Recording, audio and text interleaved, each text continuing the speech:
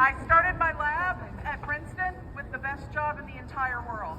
I get to do science, and I get to train science, and I get to teach science, and I can't imagine a better life. Yeah!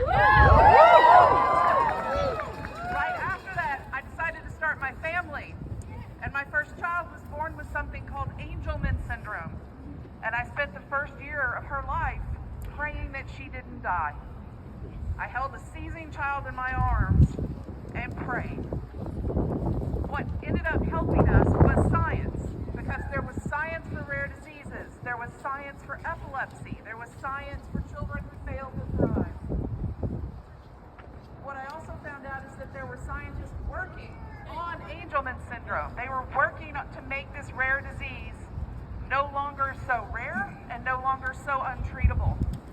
We are now in phase 3 clinical trials because of science.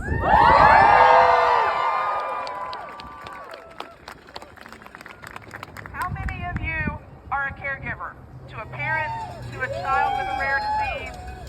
Look at the hands. 1 in 4 households is dealing with a caregiving situation. To make those situations better, we need science, we need medicine. And we need research in really funny organisms like zebrafish and worms. We need basic science, which is not simple, it's fundamental. This is how we find the cures. Because of people studying how small green algae swim,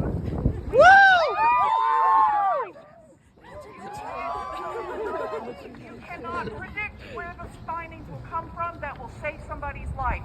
You have to fund science, you have to fund curiosity, and you have to let diverse people come together with different ways of thinking to solve big problems. We are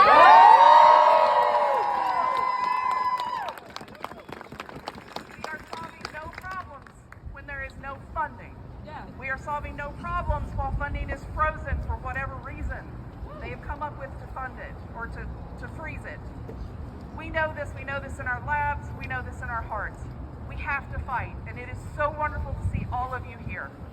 Just keep in mind that your science, however fundamental it is, could save someone's life someday, and that is not just hyperbole, it's the truth.